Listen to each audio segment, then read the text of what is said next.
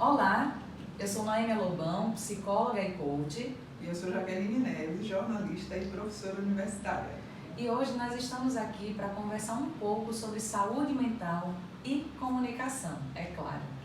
Aproveitando a campanha Janeiro Branco, que é uma campanha que foi lançada em 2014 para chamar a atenção para os cuidados em saúde mental, nós trouxemos a temática para vincular, para conectar a saúde mental com a comunicação e a gente trabalhar um pouquinho com vocês algumas perspectivas, algumas estratégias, algumas reflexões a respeito tanto da saúde mental em si quanto da própria comunicação.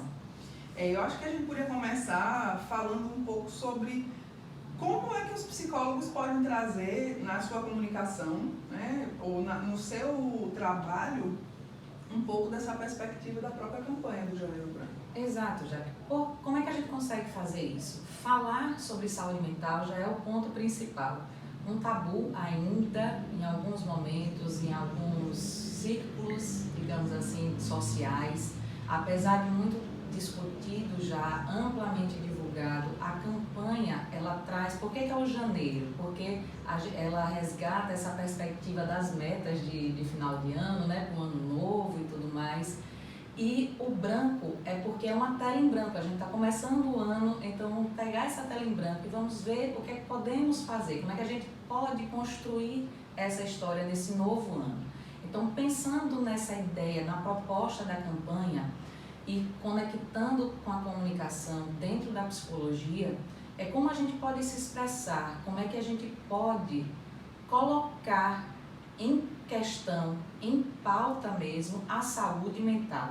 Como é que a gente expõe a saúde mental com todas as nuances e delicadezas do assunto e peculiaridades que tem, mas principalmente tentando mostrar que é tão simples como a gente pensar sobre a nossa saúde física, por exemplo.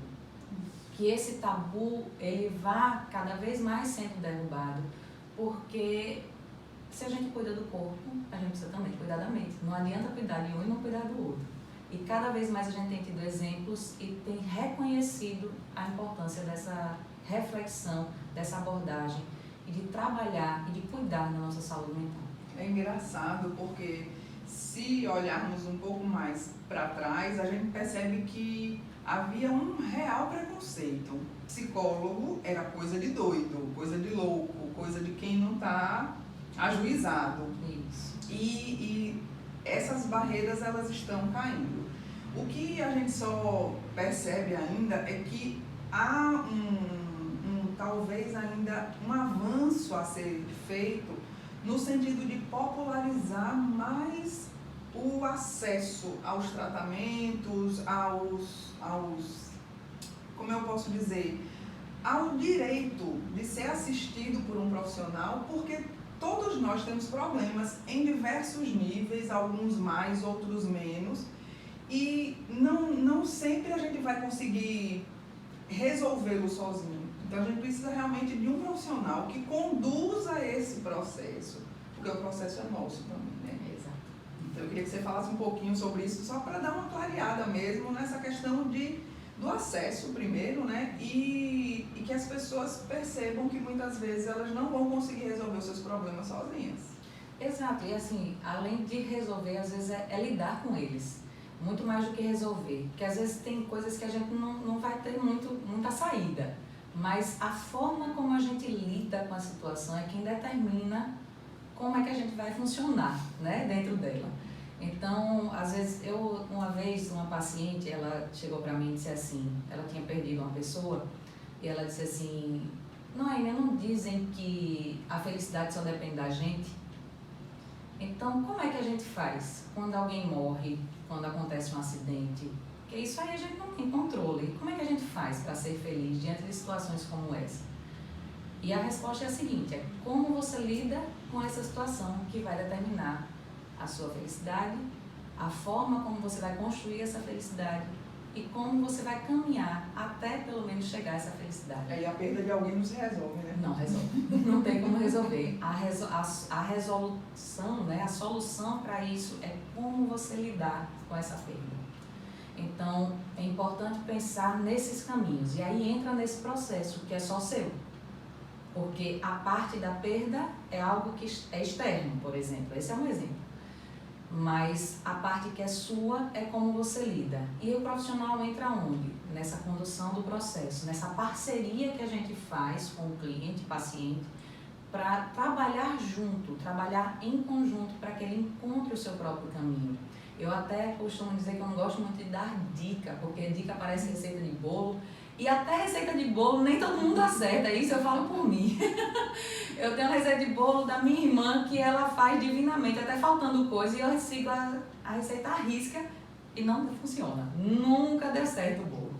Então essas dicas, eu tenho alguns receios, eu gosto de sugerir estratégias. Então, quando a gente trabalha com o cliente e paciente, a gente trabalha dentro dessa perspectiva do que é melhor para você, o que funciona para você. Pensando em saúde mental, pensar no seu bem-estar emocional, como é que é melhor para você. Eu posso ouvir música e me sentir muito bem. Você pode ler um livro e se sentir muito bem. O outro pode gostar de passear e se sentir muito bem. Então, o que é que vai ser melhor para você? Então, pegando esse ganchinho aí que você deixa, a comunicação, né, ela tem um papel fundamental no sentido de expressão. E eu vejo que cada um vai poder expressar-se do jeito que melhor cabe a cada um. Então, tem gente que vai conseguir conversar com a psicóloga, vai conseguir expor o seu processo, as suas dificuldades tranquilamente, sem nenhuma trava. E tem pessoas que vão começar a usar a comunicação de uma forma muito mais intimista, né? Então, com uma escrita, um diário, um caderno de reflexões. Outros vão buscar a pintura, como você falou também, a música. Então, existem diversas maneiras, porque nós possuímos várias linguagens, várias formas de linguagem. E essas formas de linguagem é que vão ser nossas ferramentas para essa expressão, né? Que a gente trabalha muito com a comunicação, com a troca. E às vezes o que a gente precisa é muito mais a expressão. E às vezes essa expressão é muito mais intimista. E eu acredito que pode ser um primeiro passo, mas que com certeza quando você está auxiliado por um profissional, quando você tem o suporte de um profissional, você é melhor direcionado, porque ele não vai fazer por você, mas ele vai mostrar como você refletir sobre as ferramentas que você tem, sobre o seu arsenal, o seu conteúdo mesmo, né, para que ele possa ser elaborado, trabalhado. Então, acho que a comunicação funciona um pouco nessa perspectiva, né? Perfeitamente, totalmente. Na verdade, um pouco não, totalmente. E aí eu volto um pouco para o ponto que você colocou sobre a popularização da reflexão sobre saúde mental, né, que vem se popularizando sim, cada vez mais se fala sobre isso. Então a comunicação ela entra nessa expressão não só do cliente, paciente e o profissional psicólogo, mas em esclarecer a importância, o movimento que é feito, os acessos que são possíveis dentro da saúde pública ou privada, mas principalmente a importância desse movimento. Então é expressar, quanto mais a gente fala, quanto mais a gente grava vídeos como esse, abordando o tema, mais ela se populariza, mais o acesso fica facilitado para a compreensão da importância da saúde mental na nossa vida. Nós não temos como nos dissociar em qualquer processo da nossa vida, da nossa saúde emocional e psíquica. Então, não tem como dissociar. Então, se eu falo de uma prática de atividade física, eu estou pensando no meu bem-estar emocional também. Se eu falo numa alimentação saudável, também estou pensando sobre a minha saúde mental. Tudo está vinculado à saúde. Se eu estou falando sobre trabalho, também está vinculado à saúde mental. Então, a saúde mental, ela perpassa, obviamente, porque somos seres complexos, cheios de nuances, e que são nuances todas como uma engrenagem, né? E a conexão ela está ali perfeita e a gente precisa, e aí eu aproveito para pontuar o tema da campanha, que é A Vida Pede Equilíbrio. ela precisa estar equilibrada, essa engrenagem ela precisa estar ajustada. Então, se a gente não pensa sobre saúde mental, a gente deixa de auxiliar todos os outros processos. E interessante, porque essa engrenagem, né, esse processo complexo que somos nós, ele muitas vezes é bombardeado por ações e situações das quais a gente tem controle. Porque você falou sobre situações que estão fora do nosso controle, e quando a gente está diante de uma situação que está fora do nosso controle, a gente tem que soltar e liberar, porque não nos cabe. Mas aquilo que a gente tem controle, a gente pode sim pensar, analisar e ver como pode adaptar e adequar ao ritmo de vida. Uma das questões que eu vejo é a questão do ócio, do descanso, de não fazer nada, mas é um fazer nada ligado ao seu processo que vai te dar mais criatividade, que vai te dar mais energia. E eu sinto que muitas pessoas, elas ainda se cobram e se culpam por descansar, por exemplo, ou por não fazer nada. E isso é importante até para que a gente possa assentar as ideias, para que a gente possa refletir sobre as nossas questões. E é necessário, porque se a gente não para, se a gente está sempre pensando na atividade sequenciada e ela está sempre tomando o nosso tempo, a gente não consegue fazer o que a gente deveria, que é refletir sobre a nossa própria prática, sobre a nossa vida e sobre todas as áreas que estão envolvidas, né? Então, o descansar é importante, o parar para contemplação é importante, até para que a gente possa dar um respiro, né? A vida, ela precisa ter sentido também na hora de não fazer nada, mas não no sentido de você estar estagnado, é para que você se recomponha e continue fazendo o que precisa ser feito. Exato, é o tal do ócio criativo, né? Eu costumo dizer isso muito em terapia, né? Nos processos terapêuticos. Algumas pessoas têm muita essa dificuldade mesmo de desligar, né? E o desligar no sentido de descanso, né? Desligar de, eita, não tenho nada para fazer e não sou uma pessoa útil. Não, eu tenho que fazer, mas exatamente porque eu tenho que fazer que eu preciso ter o meu reparo também, o meu descanso, o meu sono reparador, um momento de desligar das coisas para poder reativar minha criatividade. Alguns estudos, inclusive, eles comprovam que quando você sai um pouco daquilo, às vezes está muito atarefado, você não está conseguindo, inclusive, responder alguma coisa, não está saindo do lugar, no final das contas, está ali parado e não sai, parece que a cabeça não está funcionando.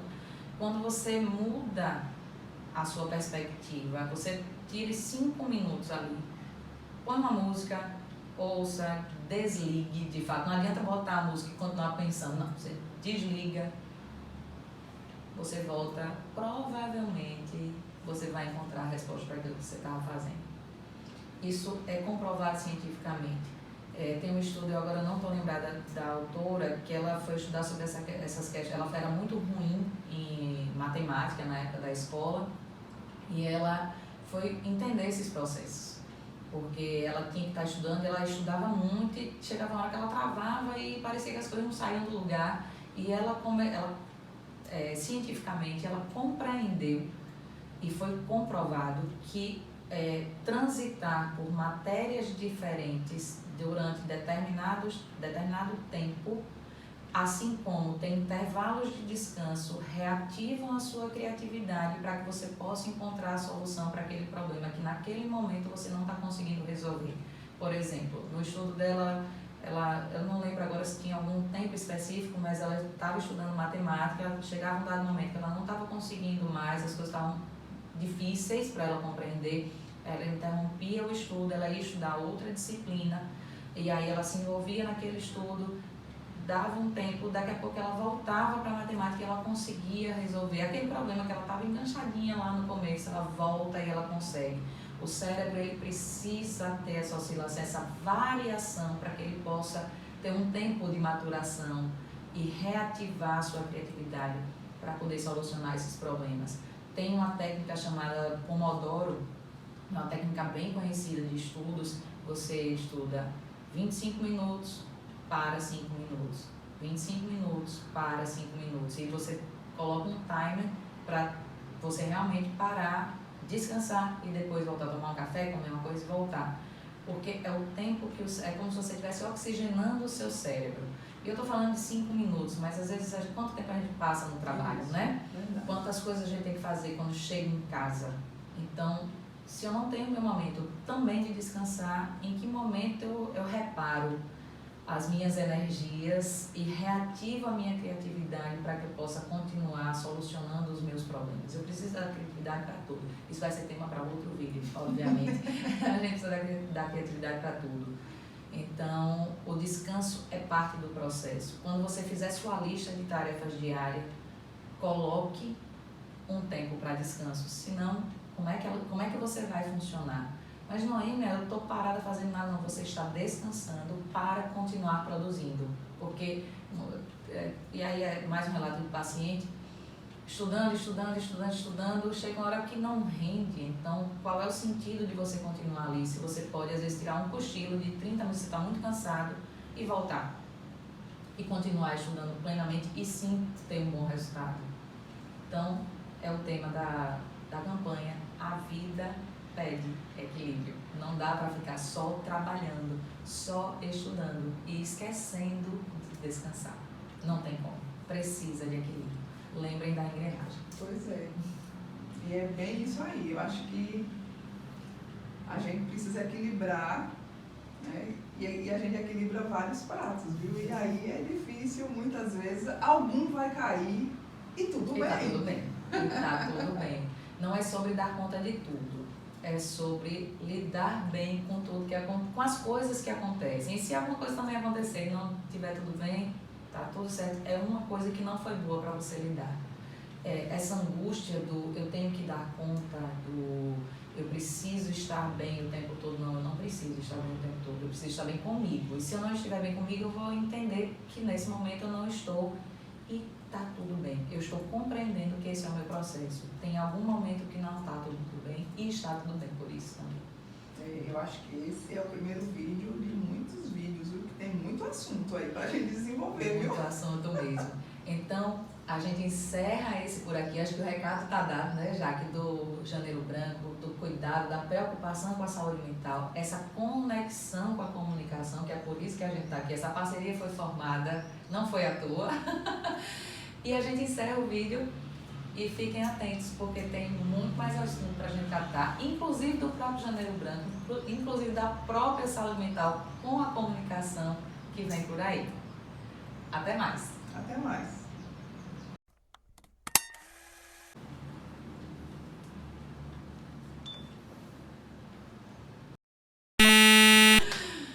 Vamos lá.